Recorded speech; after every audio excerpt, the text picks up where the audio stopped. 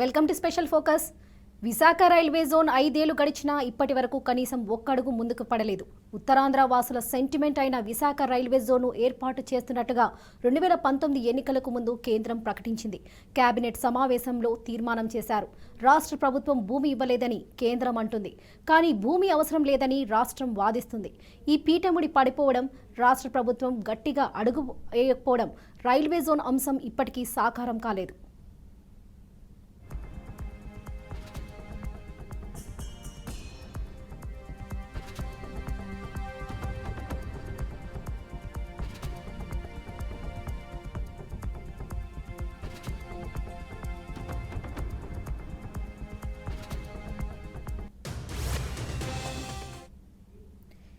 AP విభజన చట్టం section 93 schedule ప్రకారం రైల్వే జోన్ ఏర్పాటు చేయాల్సి ఉంది.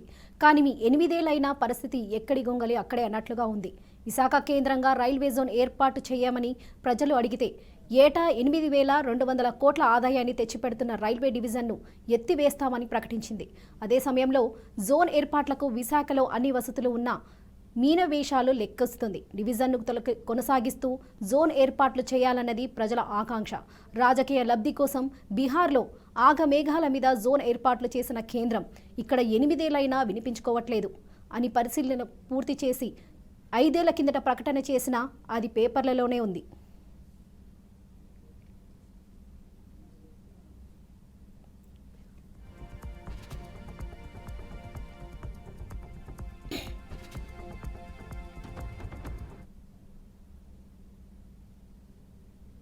ఇక రైల్వే బోర్డు డిపిఆర్ ఎప్పుడో రెడీ అయింది. తొలి డిపిఆర్లో 300 కోట్ల వరకు ప్రతిపాదన పెట్టగా కేంద్ర రైల్వే శాఖ 176 కోట్లకు సవరించి పంపించింది. ఉద్యోగులు, సిబ్బంది మార్పుల చేర్పులకు సంబంధించిన వివరాలను కేంద్ర రైల్వే బోర్డు కోరగా పంపించారు. అంటే డిపిఆర్ను పరిశీలించడమే కాదు, ఆమోదించడము జరిగింది.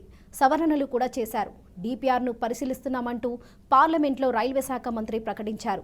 సౌత్ కోస్ట్ రైల్వే ప్రధాన కార్యాలయాన్ని తక్షణమే నిర్మించేందుకు భూమి నిధులు అందుబాటులో ఉన్నాయని చెబుతున్నారు. ఇక రైల్వే డిఆర్ఎం కార్యాలయం పక్కనే నూతన సౌత్ కోస్ట్ రైల్వే జోన్ కోసం 2017లోనే రైల్వే అధికారులు స్థలాన్ని సిద్ధం చేసి డిపిఆర్లో పొందుపరిచారు. కానీ కేంద్రంలోని బీజేపీ రాజకీయ జాప్యం చేస్తూనే ఉంది.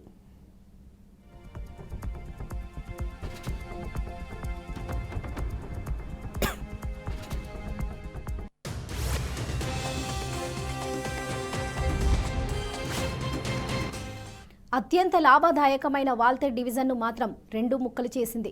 ఓ ముక్కను విజయవాడ డివిజన్లో కలిపారు. మరో ముక్కతో ఒడిశాలోని రాయగఢ కేంద్రంగా కొత్త డివిజన్ ఏర్పాట్లు చేయాలని నిర్ణయించారు. అంటే విశాఖ కేంద్రంగా జోన్ ఉంటుంది, కానీ డివిజన్ ఉండదు. సరుకు రవాణాలో కీలకమైన కోరాపుట్, కిరోండల్ లైన్లను రాయగఢ్లోనే కలిపేశారు. శ్రీకాకుళం జిల్లాలో పలాస నుంచి ఇచ్చాపురం వరకు ఉన్న రైల్వే స్టేషన్లు కుర్బా డివిజన్లో ఉన్నాయి.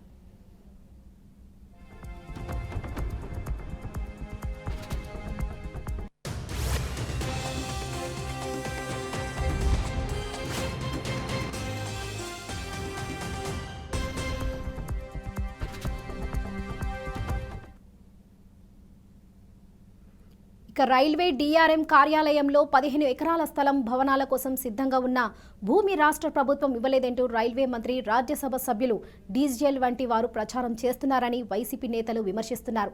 ఇక ప్రస్తుతానికి కేంద్రం, రాష్ట్రం ఒకరిపై ఒకరు చెప్పుకుంటున్నారు, కానీ రైల్వే జోన్ మాత్రం సాకారం కావడం లేదు.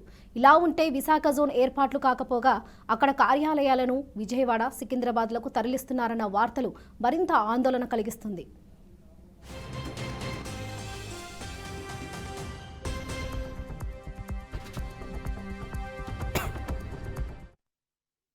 కేంద్రంగా రైల్వే జోన్ అంటే దక్షిణ కోస్తా రైల్వే జోన్ ఏర్పాటు చేస్తాం. అది గుంతకల్లు, గుంటూరు, విజయవాడ డివిజన్లు ఇక్కడ వాల్టర్ డివిజన్తో కలిపి వాల్టర్ డివిజన్ బైఫ్రికేట్ చేసి కొత్తగా రాయగఢ్ డివిజన్ ఏర్పాటు చేయడం ద్వారా ఆ రాయగఢ్ డివిజన్ తూర్పు కోస్తా రైల్వే జోన్ పరిధిలోకి వెళ్తుందని చెప్పారు.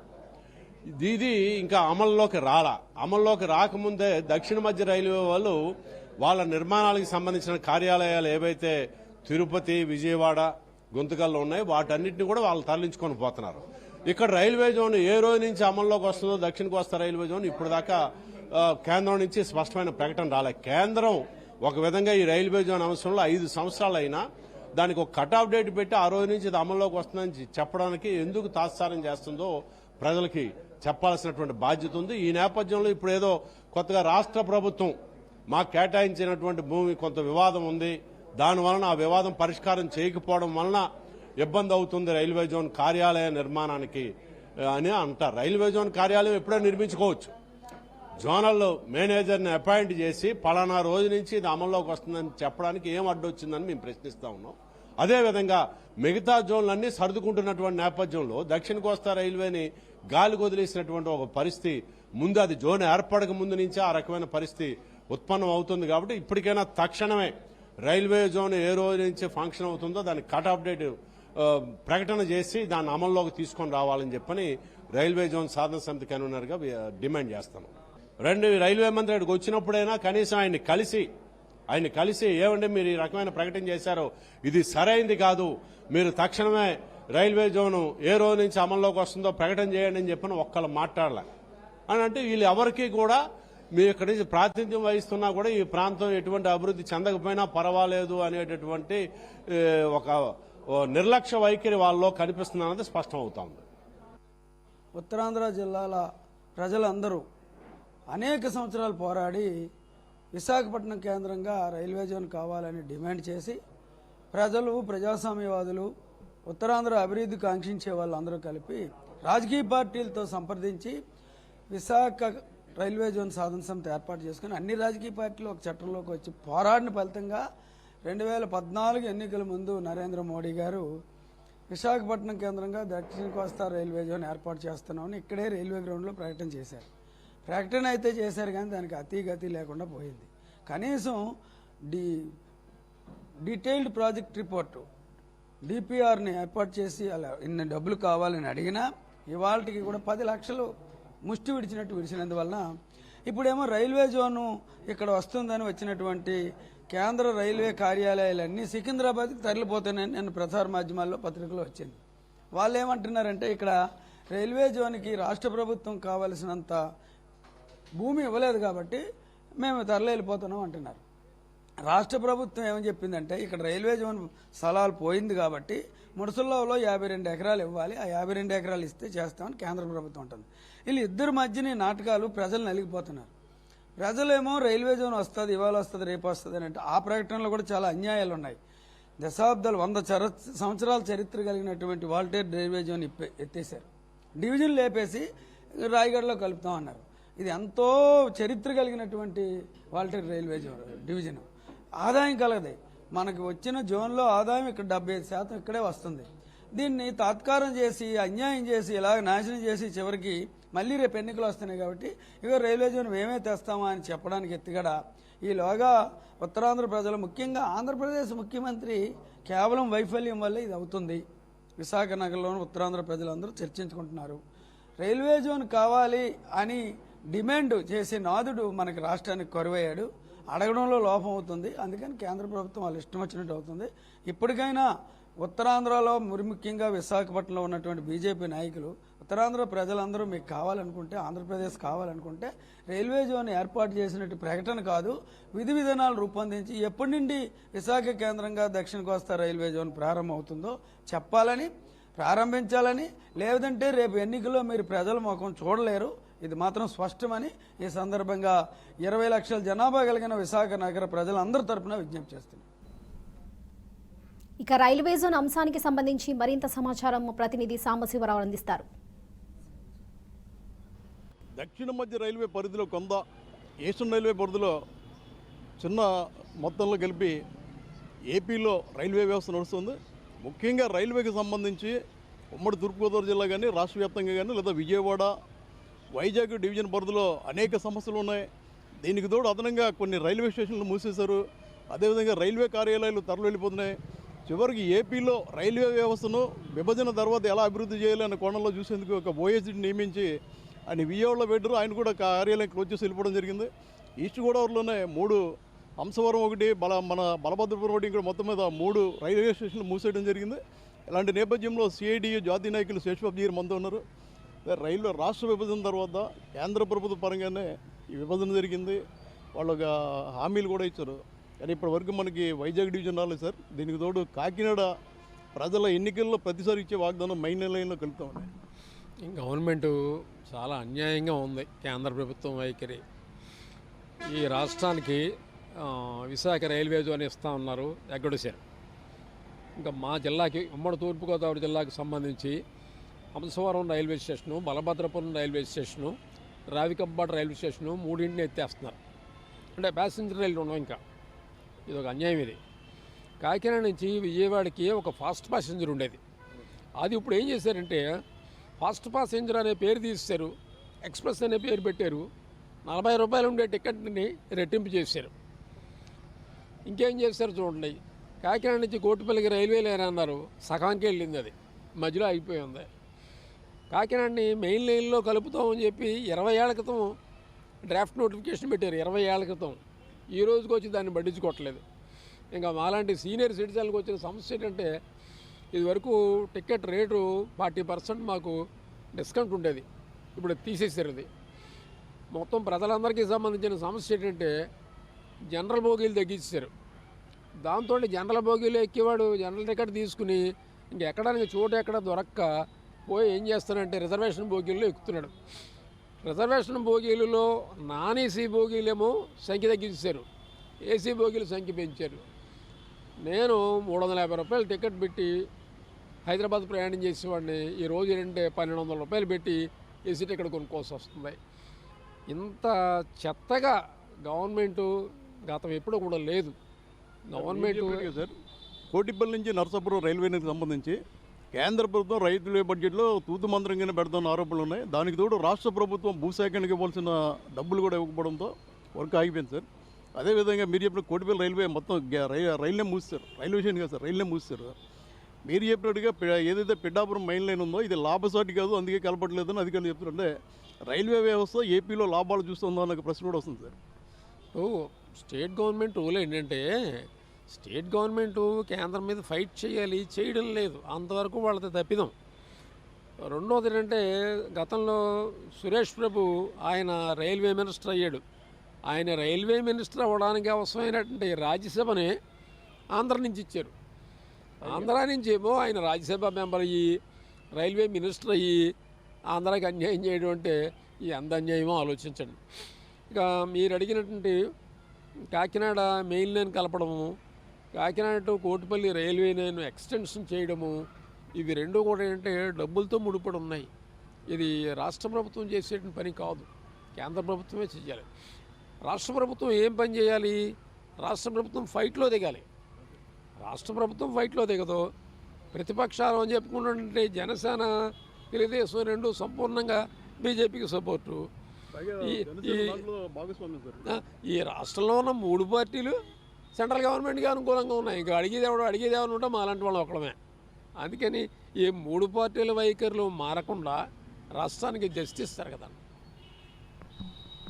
ఇది రైల్వే వ్యవస్థకు సంబంధించి చూసుకుంటే రాష్ట్రంలో పాసింజర్ రావట్లేదని వంకపెట్టి ఎన్ని స్టేషన్లు ఎత్తారంటే దెందులూరు, హంసవరం, అల్లూరు రోడ్డు, పెదవుటిపల్లి, బాదంపూడి, బయ్యవరం, చాగల్లు, ముస్తాబాద, నవాపాలెం, పెన్నాడ అగ్రహారం, రావికంపాడు, తాడి, శ్రీ వెంకటేశ్వరపాలెం, తాళమంచి, తేలప్రోలు, వల్లూరు రైల్వే స్టేషన్లు మూసేశారు. ఏదైతే రాష్ట్ర విభజన కూడా అమలు చేయడం లేదని వామపక్ష నేతలు కావచ్చు, సీనియర్ సిటిజన్లు కాబట్టి ఆరోపణలు చేస్తున్నారు. అందులో వాస్తవం ఉందని కూడా రైల్వే ప్రయాణికులు చెప్తున్నారు. ఈ దిశగా ప్రభుత్వం ఆలోచించి కేంద్రంతో చర్చించి ఎత్తేసిన రైల్వే స్టేషన్ తిరిగి తెరిపించడం, అదేవిధంగా కోటిపల్లి, నరసాపురం రైల్వేల పునరుద్ధరణ, ఇచ్చిన హామీ మేరకు విశాఖ రైల్వే జోన్ ప్రకటించే విధంగా చర్యలు తీసుకోవాలని కోరుతున్నారు. కెమెరామెన్ ధర్మతో సాంబశివరావు, BRK న్యూస్, కాకినాడ నుంచి. ఇక స్పెషల్ డ్రైవ్లో షార్ట్ బ్రేక్ తీసుకుందాం. Stay tune.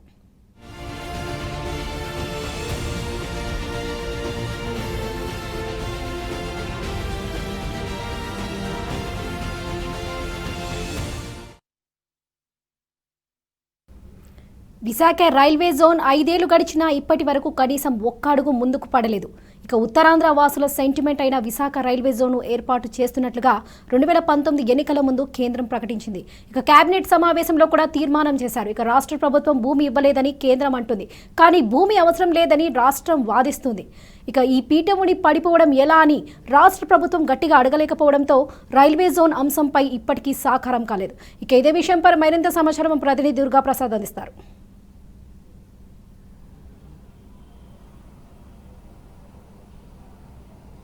వరలక్ష్మి విశాఖ కేంద్రంగా ఏర్పాటు చేస్తున్నటువంటి దక్షిణ మధ్య రైల్వే జోన్ అన్నది 2019లోనే అప్పుడు మోడీ విశాఖలో ఎన్నికలకు ముందు పర్యటనకు వచ్చిన సమయంలోనే ప్రకటించడం జరిగింది.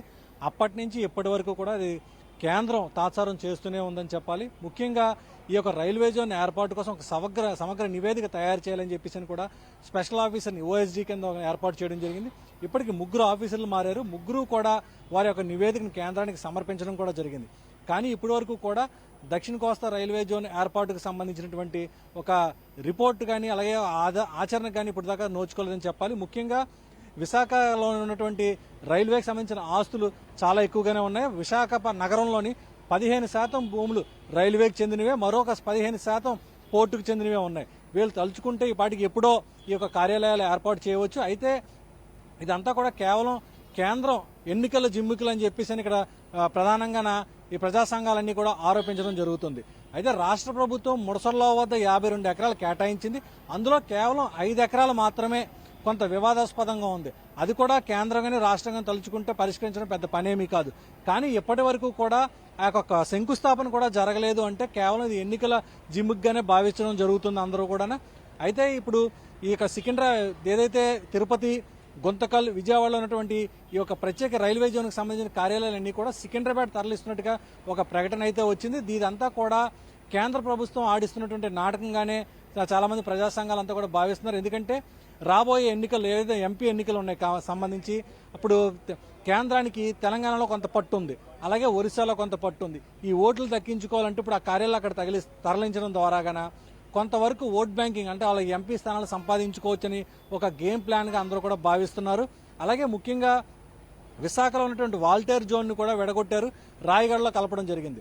సంవత్సరానికి 5,000 కోట్ల పైబడి వచ్చినటువంటి ఆదాయం ఉన్నటువంటి వాల్టేర్ రైల్వే జోన్ని విడదీసి మేఘాల మీద రాయగఢ జోన్గా ప్రకటించి అక్కడ దాన్ని కొంత తరలించడం జరిగింది. దీంతో మెజార్టీ ఆదాయం అంతా కూడా పూర్తిగా ఇప్పుడు రాయగఢ జోన్ ఒరిస్సాకే వెళ్ళిపోతుంది. ఎందుకంటే ఒరిస్సాలోని బీజేపీకి మంచి పట్టు ఉంది. ఇప్పుడు రాబోయే ఎన్నికల్లో కూడా అక్కడ ఎంపీ స్థానాలు సంపాదించాలంటే ఖచ్చితంగా ఈ యొక్క గేమ్ ప్లాన్ అవసరం అని చెప్పి భావిస్తున్నారు. అయితే ఇప్పటివరకు విశాఖకు వచ్చినటువంటి అనేక మంది బీజేపీ మంత్రులు అయితే కావచ్చు, ఎంపీలు అయితే కావచ్చు, వీళ్ళంతా అడపాదడప ప్రకటనలు చేస్తున్నారు. కానీ అన్ని కేవలం సూచనప్రాయంగా మాత్రమే మిగులుతున్నాయి. కానీ ఆచరణ మాత్రం ఎటువంటి సాధ్యం కావట్లేదు.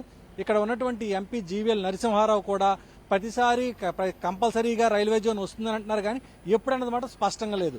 ఎందుకంటే ఆయన పార్లమెంట్లో ప్రశ్నించడం జరుగుతుంది, వాళ్ళ సమాధానం కూడా అలాగే ఇస్తున్నారు, త్వరలో వస్తుందని చెప్పని. కేవలం ఇప్పటి వరకు కూడా ఈ యొక్క దక్షిణ కోస్తా రైల్వే జోన్ కోసం 10 లక్షల రూపాయల వరకు నిధులు మాత్రమే కేటాయించడం జరిగిందని చెప్పి అంటున్నారు. అయితే ఇది పూర్తిగా సాధ్యం అవ్వాలంటే దాదాపుగా 200 మేర కోట్లు అక్కడ నిధులు శాంక్షన్ అయితే కానీ కార్యాలయాల నిర్మాణం అనేది ప్రారంభం కాదు.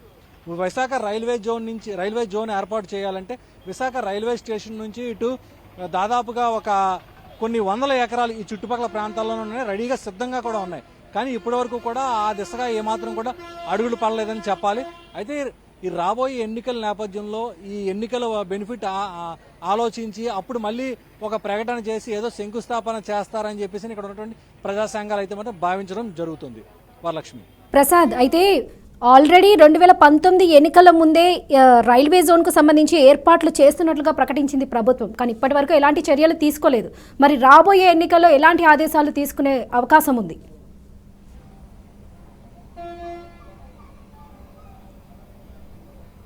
ఇప్పటి వరకు మనం ఆలోచన చేస్తే బీజేపీకి పట్టున్న ప్రాంతాల్లో లాభం చేకూరే విధంగానే వాళ్ళు అడుగులు వేస్తున్నారు. ప్రస్తుతం ఇప్పుడు రాబోయే ఎన్నికలు ఆంధ్రప్రదేశ్లో వాళ్ళకి పెద్దగా పట్టు లేదు కాబట్టి ఇప్పుడు పాములు అటుపక్క అంటే తెలంగాణ వైపు వాళ్ళు ఒక అడుగులు వేస్తున్నట్టుగా మనకు అర్థమవుతుంది. అయితే వాళ్ళు అనుకుంటే ఈ పాటికి ఎప్పుడో చేయొచ్చు. ఎందుకంటే 2 రోజుల క్రితమే కేంద్ర రైల్వే మంత్రి వైష్ణవ్ కూడా ఇక్కడ రావడం జరిగింది. ఆయన కూడా ఇక్కడ దాని మీద స్పష్టంగా లేదు. ఒకవేళ నిజంగా అడగాలనుకుంటే రాష్ట్ర ప్రభుత్వం నుంచి ఆయన మీద ఇక్కడ వచ్చినప్పుడే ఒత్తిడి తెచ్చి ఉండాలి. కానీ అప్పుడు కూడా ఎవరు అడగలేదు. ఇంకా ఉత్తరాంధ్రలో ఉన్న మంత్రులు, ఎమ్మెల్యేలు కూడా కనీసం రైల్వే జోన్ కోసం అడిగే కనీసం ప్రయత్నం కూడా జరగట్లేదు. ఇదంతా ఒక రాజకీయ ఎత్తుగడగా మనం ఆలోచించాలి. ఎందుకంటే ఇటు రాష్ట్ర ప్రభుత్వం ఇప్పటికే బీజేపీకి సపోర్ట్ చేస్తూనే ఉంది. నిజంగా రాష్ట్ర ప్రభుత్వం అలాగే ముఖ్యమంత్రి కానీ తలుచుకుంటే ఈ పాటికి ఎప్పుడో ఒత్తిడి తెచ్చి ఉంటే ఈ పాటికి ఆ దిశగా అడుగులు పడి ఉండాలి. కానీ పడట్లేదు. కనుక ఇదంతా బీజేపీ కేంద్ర ప్రభుత్వం ఆడిస్తున్నటువంటి నాటకంగా కూడా మనం అంతా భావించవలసి ఉంటుంది. వరలక్ష్మి రైట్ ప్రసాద్, అది కాకుండా ఏపీ విభజన చట్టం సెక్షన్ 93 షెడ్యూల్ ప్రకారం రైల్వే జోన్ ఏర్పాటు చేయాల్సి ఉంది. కానీ 8 ఏళ్ళైనా కూడా పరిస్థితి ఎక్కడి ఉంగలు అక్కడే వేసినట్లుగా ఉందని ప్రజలు అంటున్నారు. దీనికి సంబంధించి డీటెయిల్స్ ఏంది? అసలు విశాఖ కేంద్రంగా రైల్వే జోన్ ఏర్పాట్లు చేయమని ప్రజలు అడిగితే ఏటా 8,200 కోట్ల ఆదాయాన్ని తెచ్చిపెడుతున్న రైల్వే డివిజన్ను ఎత్తివేస్తామని ప్రకటించింది.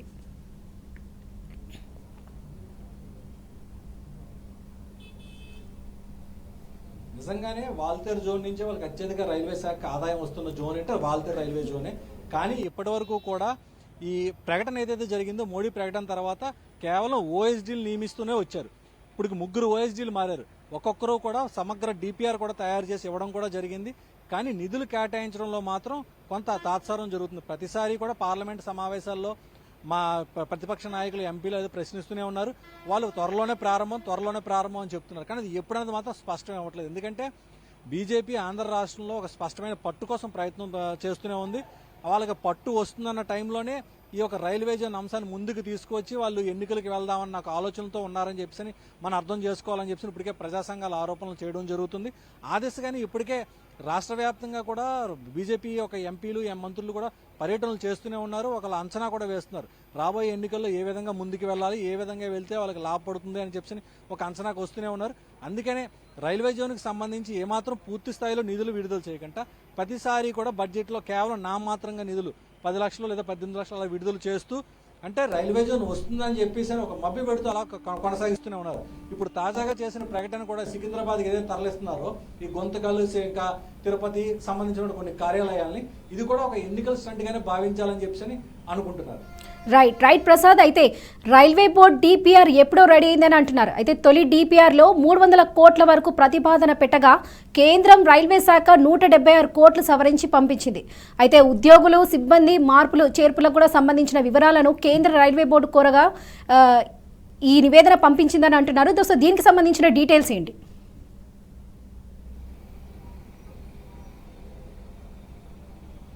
ఖచ్చితంగా వరలక్ష్మి, ఎందుకంటే ఆ నివేదిక ఎప్పుడో సిద్ధమైపోయింది. 3 ఓఎస్డీలు కూడా వాళ్ళ సమగ్రంగా ఎవరికి వాళ్ళు నివేదిక తయారు చేశారు. దానికి అనుగుణంగా ఇక్కడ విశాఖలో ఉన్నటువంటి భూములు కూడా గుర్తించడం జరిగింది. రైల్వే స్టేషన్ సమీపంలోనే కేవలం ఒక 100 మీటర్ల దూరంలోనే చాలా పెద్ద ఎత్తున ఇక్కడ ల్యాండ్ బ్యాంక్ ఉంది రైల్వేకి. ఇంకా అలాగే హైవేకి ఆనుకొని పెద్ద ఎత్తున ల్యాండ్ బ్యాంక్ ఉంది. ఇందులో అయితే ఈ ల్యాండ్ బ్యాంక్ లో కొంత ఇవన్నీ కమర్షియల్ సైట్స్, ఎందుకంటే వాళ్ళు వాణిజ్య పరంగా చూస్తున్నారని చెప్పి కొంత మనం అనుకోవచ్చు అని చెప్పి ఇప్పటికే కొంతమంది ఆరోపణలు కూడా జరుగుతుంది. ఎందుకంటే నగరం నడిబొడ్డులో ఉన్నటువంటి రైల్వే భూములన్నీ కూడా ఈ కార్యాలయాల కంటే ఇక్కడ వాణిజ్య భవనాలు కడితే మంచి ఆదాయం వస్తుందని భావిస్తున్నారని చెప్పేసి ఇప్పటికే వామపక్ష నాయకులంతా కూడా ఆరోపణలు చేయడం జరుగుతుంది. అయితే రాష్ట్ర ప్రభుత్వం ఏదైతే కొంత రైల్వే భూమిని కొంత వాడుకుందో దానికి సంబంధించి ఈ యొక్క జోన్ ఏర్పాటు కార్యాలయం కోసం ముడసల్లో వద్ద కొంత భూమిని 52 ఎకరాలు కేటాయించడం కూడా జరిగింది. ఇది రైల్వే జోన్కి సంబంధించిన ముఖ్యమైన కార్యాలయం ఏర్పాటుకు చాలా అనువుగా ఉంటుందని చెప్పి కూడా ఈ ఓఎస్డీ అధికారులు కూడా భావించి ఆ నివేదికలో పొందుపరచడం కూడా జరిగింది. అన్ని జరిగాయి కానీ ఇప్పుడు కొంచెం శంకుస్థాపన అయితే జరగలేదు. దీని మీద కొంత అనుమానాలు వ్యక్తం అవుతున్నాయి. కేవలం ఇది ఒక ఎన్నికల స్టంట్ గానే భావిస్తున్నారని చెప్పి అంతా అనుకుంటున్నారు. Right Prasad, thank you.